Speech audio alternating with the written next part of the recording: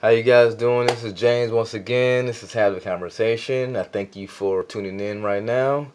We talk about pop culture, society, world events, so we can coexist in harmony through understanding and having these conversations. I want to also show love and respect to my new subscriber. I now have 41.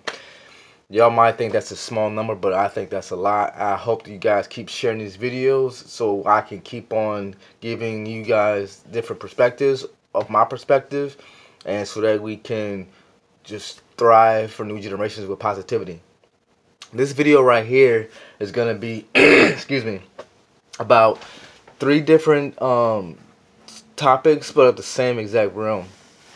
I don't know if any of you watch award shows, but the British Oscars basically were on, I think this past Sunday night or Monday night. Today is Tuesday. I think they were on this past Sunday night because it was after the Super Bowl. And JOAQUIN Phoenix accepted an award for his portrayal of the Joker. And when he was giving his acceptance speech, he mentioned systemic racism in Hollywood. He said that he was appreciative of his accolades, but he felt like he was being hypocritical at the same time, and part of the problem because he wasn't standing up for inclusion on the project that he is on. And he said that the only way to begin to get inclusion is at the top. We address the situation, and that he's gonna start doing it. And he was saying that he said quote that, and I'm gonna paraphrase. He said that there are actors of color who feel that they don't belong here, and they made it quite clear in Hollywood, which is kind of been the case. I mean, the whole Oscars is so white is going around, and I personally thought to myself, politics is so white. I mean, because we don't have a lot of people of color running for offices a lot around here. But I digress. But thing I want to say is that for future generations, if we want to, in the case of JOAQUIN Phoenix, for future generations, if we want to shows that inclusion in every industry, he's right. We do need to start to top down and have different opportunities for every ethnicity out there, not just of color. We need to have more opportunities for people from all over the world, And the other situation that came up was I don't know if you guys listen to The Real, I think the name of the show is, where you have 5 ladies. I think it's Tia or Tamara Mowry. You have Adrienne, you have Lonnie, and you have a few other women. They talk about, I've only seen YouTube clips of it. They talk about different topics dealing with kind of the same issues that I talk about on here. But the reason why, the thing that struck me with this one is that I saw a clip where there's a singer named Gina Rodriguez, and I guess she was on an award show at the concert, and she was doing a song that had the N-word in it, and it brought up the fact that I think the question was, should people be allowed to say the N-word? I forget exactly what the topic of discussion was. It was the N-word in her though. And the thing about it is that Lonnie was saying that no one should be using the word. And she was also saying that when rappers were using it back in the 80s is when it started getting into the mainstream of music. She was saying that record companies were only allowing it to happen because they thought back then that only black people would listen to music. And I think that's just, not saying that she's wrong, but that idea that she stated is just trash. It's stupid. Because music is one thing that brings everybody together. Music and sports. Sometimes the movies. But yeah, she was saying that record company executives did that because of what they felt, that the genre would not evolve the way it did, and it has evolved, and now pretty much everybody on the planet listens to rap music. And one of the lady that was in the middle was in my opinion, the lady in the middle of that, and I put the link here on YouTube, she's brainwashed. She was saying that if you feel that you're a part of the black experience and all of this type of stuff, the way she was saying it made it sound like being black is a product.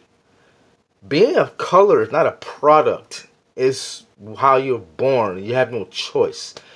So by her saying if you feel that you're part of the black experience, that kind of blew my head, because being of color is not a product. It is not even a life choice. It's a birth decision made for you. I mean, one of the other ones that's made for you is your name.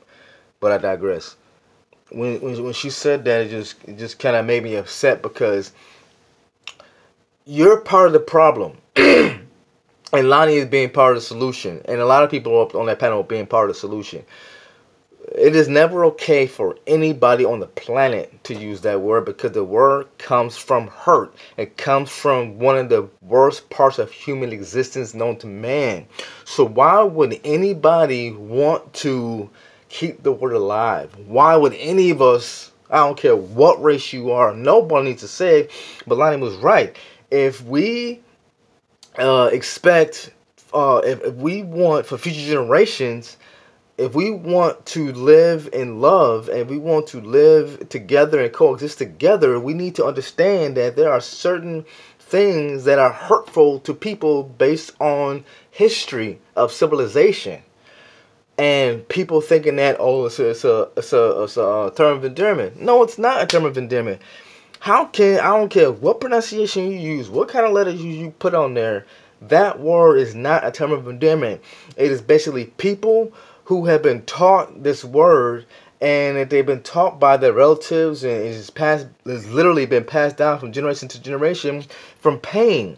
So people who use the word and people who feel it's a thing of endearment, no, that's called brainwashing. You've been brainwashed. I'm sorry to tell you, but I'm going to tell you, you've been brainwashed.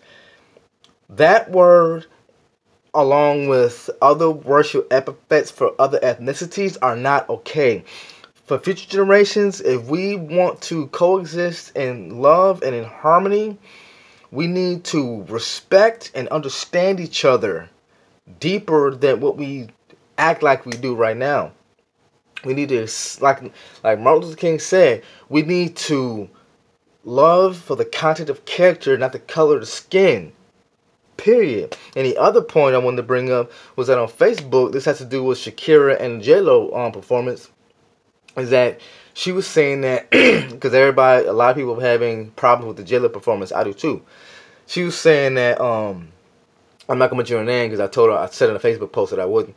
She was saying that if we don't want the sexualization and objectification of women, it starts with us. We can't sexualize and objectify ourselves and expect other people not to do it or not to look at us as that way. And she's absolutely right. And these 3 points come together because JOAQUIN Phoenix talked about systemic racism in Hollywood and how there are projects done that lack diversity of talented actors. And Lonnie was talking about how record executives and people in mainstream media use the N-word, and they want to use it because of the black experience. And you have this person on Facebook who wants to change the narrative of sexualization and objectification. They all come together because if we want a better society for future generations, we must start at the top. We must come together and understand what it is, these things that are hurting us. We need to begin to have inclusion. We need to begin to understand the things that hurt people and hurt society. And we need to understand, to respect ourselves and not treat ourselves as objects. Because, in my opinion, and this is the truth, whenever a woman, and I've said this on other videos, whenever a woman, or whenever men had their shirt off in public, stuff like that, the beach is a glorified bedroom. Bikinis, glorified bra and panties. Swim trunks, glorified boxer shorts. But anyway, if we want for future generations to have respect and not have the, oh, I'm going to show my body, oh, I'm going to do this, I'm going to do that, We need to understand that modesty is way more sexier than showing every bit of skin that you can show. We need to understand that love is way more important than dividing ourselves. We need to understand that there are things that will never be okay in society. There are words that come from the worst parts of human history imaginable that should be killed off and not used anymore because of where they come from. We should understand that there are people of all walks of life who have the same talent and raw talent to tell stories that need to be told. JOAQUIN Phoenix, Lonnie from the Real, and a special person from Facebook, thank you for your contributions to the betterment of society. Because without those things, we would not be able to understand, or we would not understand what we need to do in order to better our lives and the future lives of our children, grandchildren, for future generations. We need to understand that we need to love each other and not ostracize, I think that's the word, or we need to come together in love, because love is better than hate. Love you guys.